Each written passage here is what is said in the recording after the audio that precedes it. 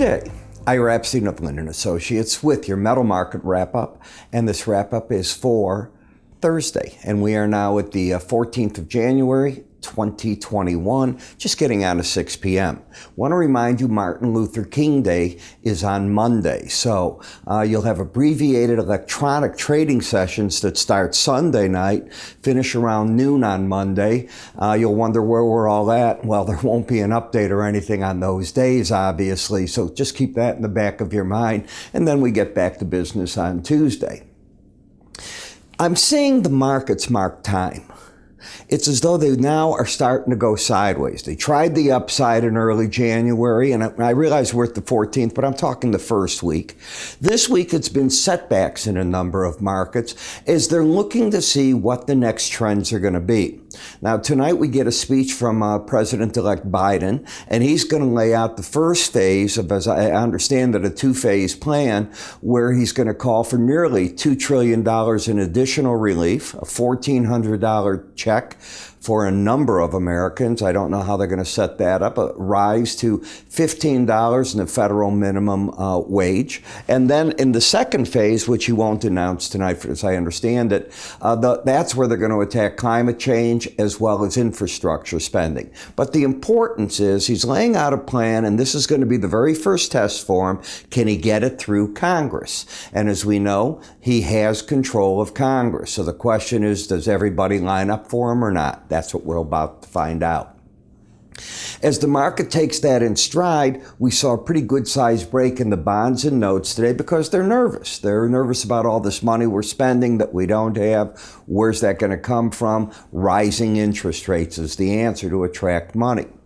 Bonds and the energy sector is staying very well bid. It's overbought, but it's very, very well bid, and it's not backing off at this point. The dollar index was down a fraction today, but nothing new and material going on there. So as we come over to the gold market, as I've said before, the market's in a bearish phase right now. As long as it stays under the red line, which is the 18-week moving average of closes, that is your resistance point. You can see how you came up there here. You came here for a moment, and then you let go, and you haven't been able to get back over it since really the October time frame of last year. When we take a look at a daily bar chart, you had that early rise, as I just said, at the beginning of the year, and then wham, you took the market down $140 approximately an ounce, and now the market is trying to stabilize itself.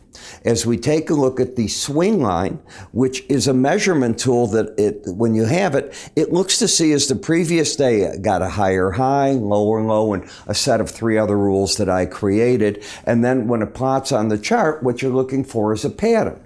The pattern in a bear market is lower highs, lower lows. In an uptrend, higher highs, higher lows. No trend has in some manner the higher high and the lower low, or the lower low and the higher high. Got that? It's just not a stepping ladder. This is a downtrend until 1864 is taken out. That would break the pattern and set the market potentially, if you didn't make a lower low than you did today, of higher lows and a higher high. That would be the end of this swing to the downside. Now, the market's been fighting a battle, again, as I pointed out to you, each day at that 200-day average, and today was no exception. If I take off tonight's trade, you can see just what the market's doing. So we have a handle on what's going on. That doesn't mean it can't break lower, but that's what it's trying to do. So far, nothing on the chart is friendly. As we take a look at Bollinger Bands, support comes in around the 1816.80 level for tomorrow, and that band does change during the trading session, and momentum is very oversold. So a downtrend in a market that hit its original Bollinger Band here, bounced away, hasn't tested it again, could do so, but a move over 1864 negates the current downtrend. In the gold-silver ratio, as you can see, the market's pulling back where the silver market is trying to say, okay, that correction, and now I'm back to a neutral territory. And that's pretty much what it's doing. When you look at silver, you have a different chart pattern. You have the higher lows, higher high. The market is staying at the 100-day average. Remember, I pointed that out for you yesterday. What you wouldn't want to see if you're a bull in silver is taking out today's low of 2509. 24.5. That could set up a fast challenge of the lower Bollinger Band. Don't take that out. You still don't have what we call the bias pointing up because you need to be over the 18-day average to do that. So I've got a market that, as I said, had this huge move in the early part of this month already from here, the near $28 an ounce area, back down to near 24.5, and it's all now just sort of going sideways. That happens. And if you try to get trades going early in the year that aren't there, you ruin your trading up. You ruin it for later because you're going through your money. The second thing is don't push it. In other words, markets will come to you. Always pay attention to that. In the copper market, you still have an uptrend. Now, this challenge that we talked about last week as it was occurring, I remember I was on Bloomberg this day, and I was talking about what the market was doing there, and I said, I think the market's going to find its support at that 18-day average. And so far, it's been not a bad call. You've got the higher lows, higher highs, but overall, you're still very much in the sideways action. Now, it was an outside day up. If that low's taken out, it's just saying you're going back potentially to 359.70. If the trend can continue, the 370.60 level. And obviously, a lot of what President Biden's going to say and how the market takes it tonight could impact the copper as it's an industrial metal, as silver's got an industrial content to it. Where two markets are coming alive are the platinum and the palladium. Now, this market had one challenge under the 18-day averages. And I told you, I did not think the pros were going to sell back into that 18-day average from here. And the reason was the risk. If they sold this market at 1061, they'd have to have a risk up at just over the 1139.70 level if they're going to have a stop over a prior high. That would not be attractive. I can't tell you what every computer model does, but that certainly wouldn't be attractive. And the market has come back with a vengeance, but it is overbought. This is just new money going in and out of the marketplace. Big swings, beginning of the year, typical. In the palladium market, this is the first time I'm saying that the market threw out a buy signal. Haven't been able to say that in months, but this is the first time. You've got the higher lows, the higher highs. I think the trade is going to support the market at 2387.50. That buy signal is lost in the market. If it gets under 2373.50, that would take out the low of an outside day that's up and call for a potential move. I don't know if it would hit it at 2351.40. Let's round it up for the sake of that. Should the market get legs to it, back up to the 2482 level. At some point, people are worrying in this market. There's a deficit between supply and demand.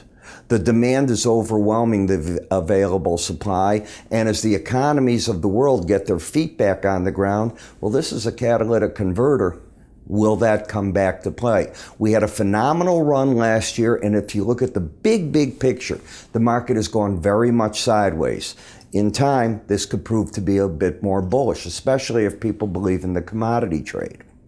In the dollar index, you have a trend that is now turned up. Higher lows, higher highs. Momentum is pointing up and not overbought. On pullbacks, I wouldn't be surprised to see support at 90.02, but if you take out 89.89, I think you got to get very nervous that the market can't get out of this sideways action that it's got. It couldn't break through the lower band or the higher band.